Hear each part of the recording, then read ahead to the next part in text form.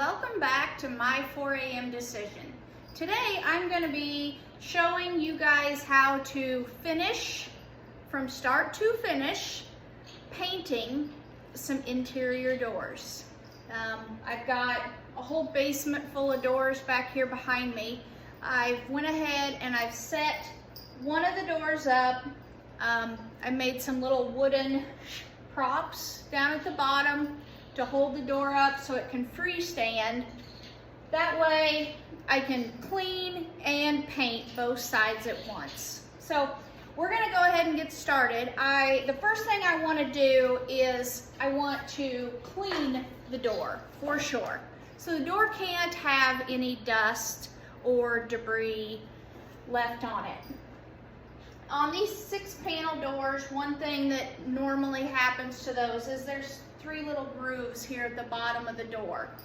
Those definitely need to be clean.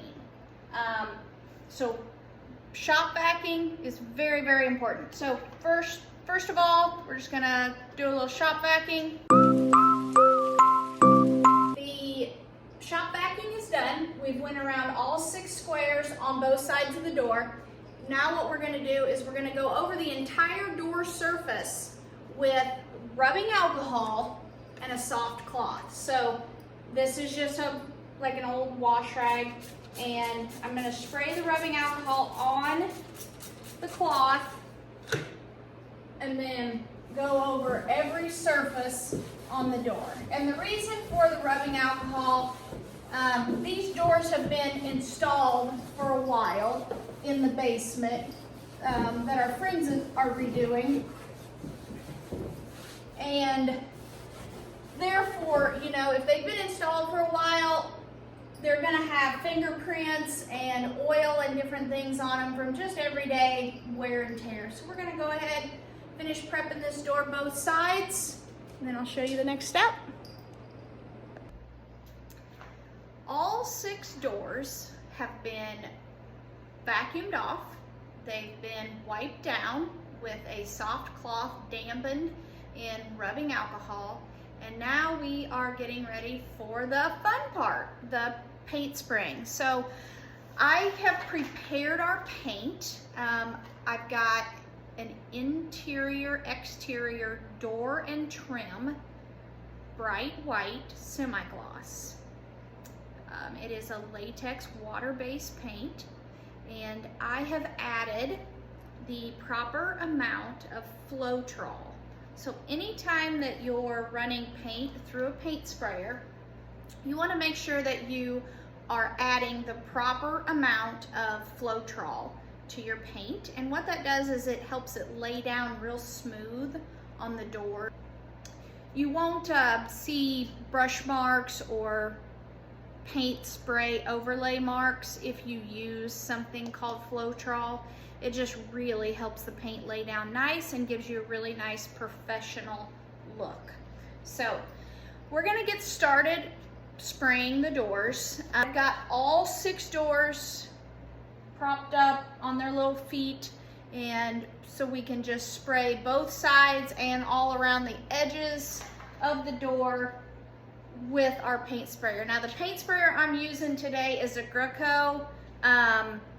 It is a true airless paint sprayer. So this thing, I bought it to do some of our houses with.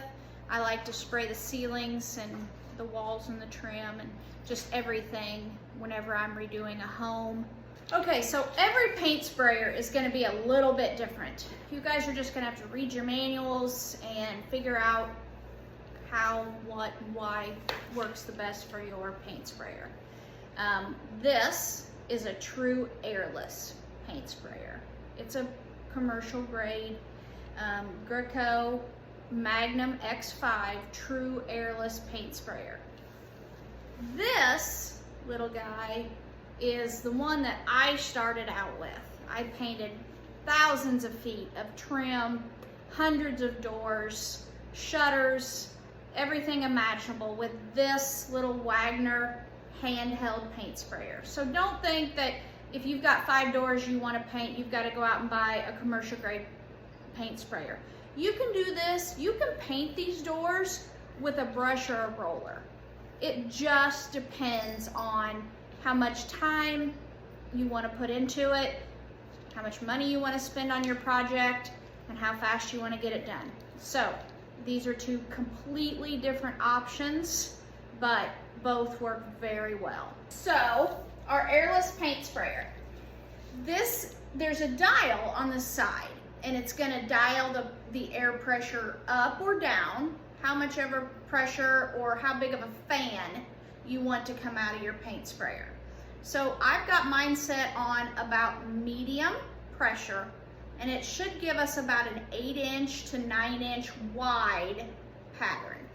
I'm just gonna go across the door. I'm gonna start at the bottom and work my way up to the top.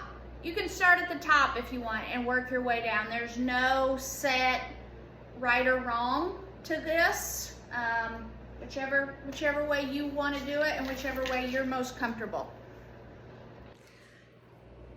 So whenever you're watching my video, you might always see me start and spray a little paint over to the side before I ever even get to my door.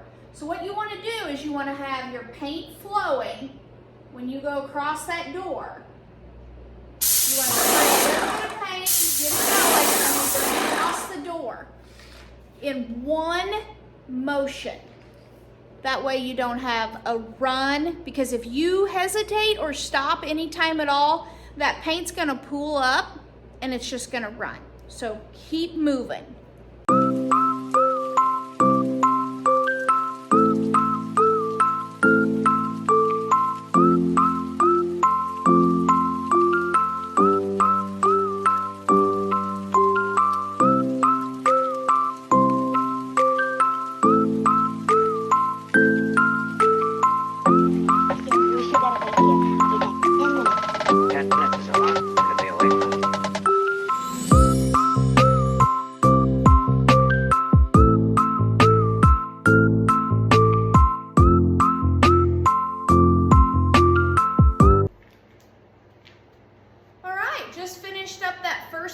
On the front, the back, and all of the edges of the door slabs.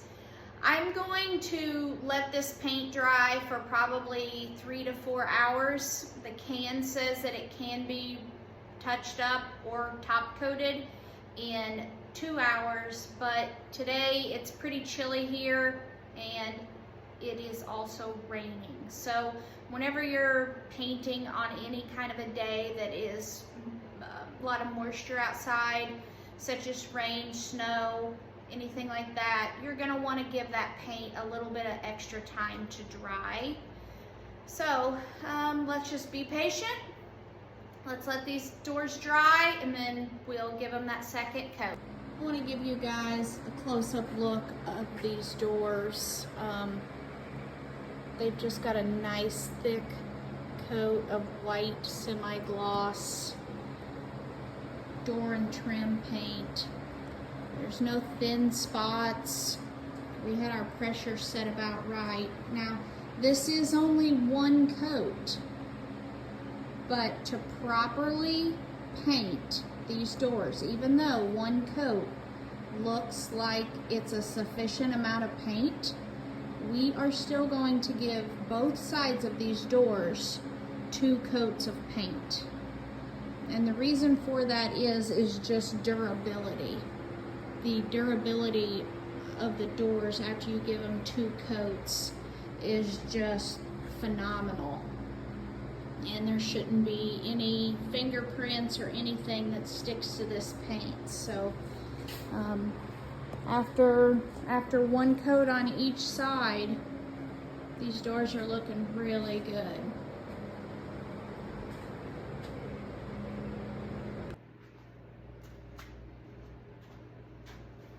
Good morning. Welcome back to day 2 of door painting.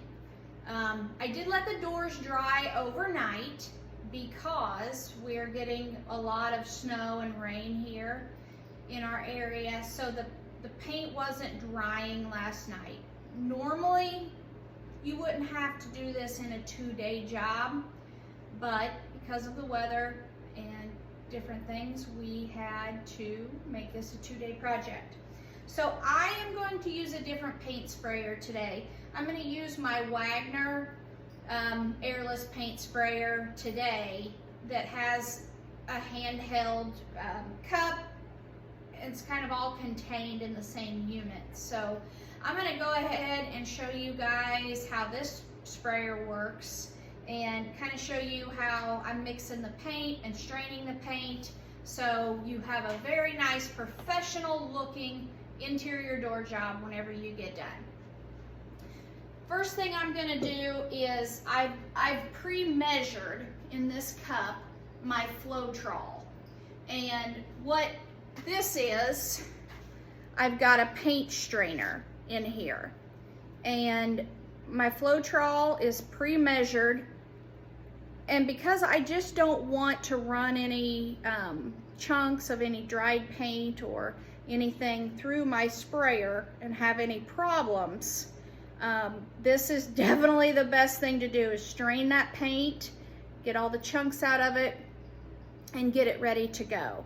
I can't stress enough on an interior job like this how important preparation is. If you're not willing to do a little bit of extra work and go the extra mile and really take your time with this project, it's probably not a project that is for you. It's not a hurry up and get it done project. So just want to stress that enough.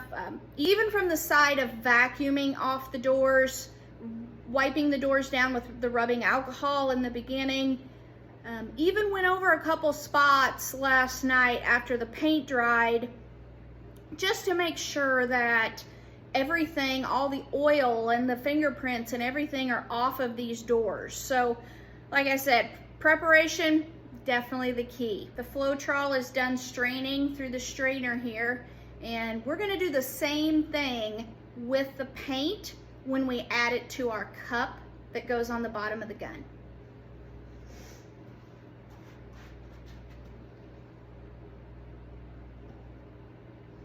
We're going to use the same strainer bag for the paint that we did the Floetrol. We're going to stir our paint up really good, which I had already stirred it up before I started making this video. And we're gonna fill this cup up with our strainer in it about 3/4 of the way full.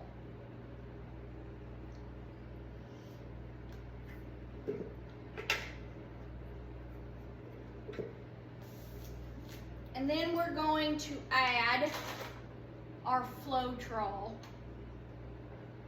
We're going to go ahead and add our Floetrol to that.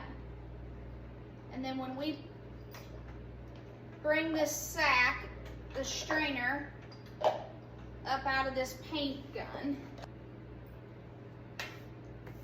Okay, so we've added the paint and the Floetrol to our cup with our strainer in it that's going to be going on the bottom of our gun.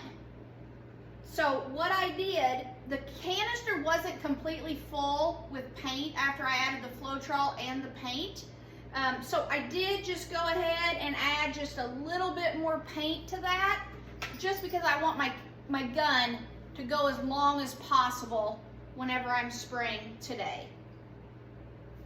And then what we do is you can just take your canister and your strainer bag and just pull that strainer bag up out of there.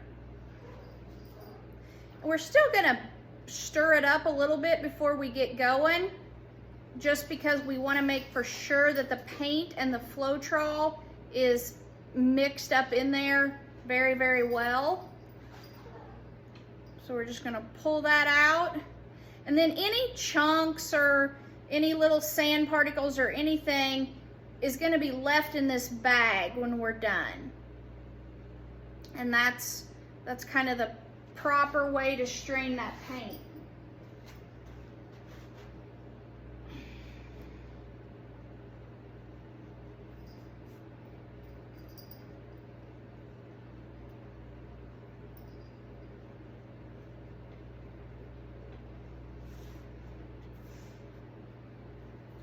So, this is why whenever I do a painting job, I always have on painting clothes. I don't like carrying a rag around. I just use my pants and my sweatshirt. All right, we're getting this stirred up really well. There's absolutely no chunks of paint or Floetrol in here, so things should work really well today going through the paint sprayer. So this is my handheld trim painter by Wagner, and we're just gonna go ahead and screw this cup on here. Just like that. Tighten it down. So this kind of adjusts your pressure.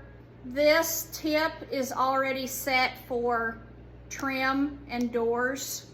So the way this works, you just tighten this washer down on here. Now I can adjust this tip to go up or down. So depending on which way I want to spray, this tip does move. So we'll see which way we want to spray these doors. Ready to start painting. I've got the paint in the canister, the gun's all hooked up.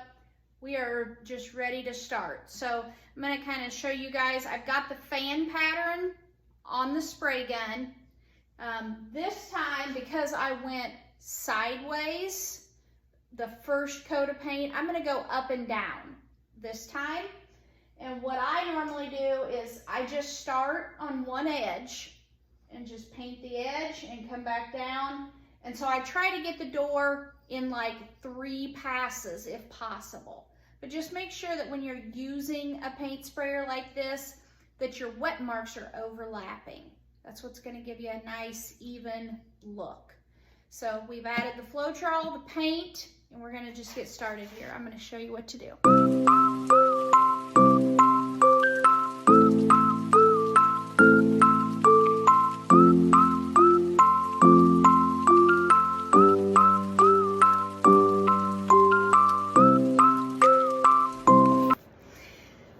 We are done with 6 interior doors, painted both sides and all the edges. And I just want to show you guys kind of the finish that you should expect when you're done. This is still just a little wet, but just nice, smooth, glossy doors. They've got no runs in the corners. And that's kind of what you're looking for in a nice interior finish. So, thank you so much for tuning in to my 4 a.m. decision. I really appreciate all of my watchers. So thank you, thank you, thank you. And I hope you enjoy this video. If you like it, go ahead and like and subscribe, and we'll keep doing more. Thank you.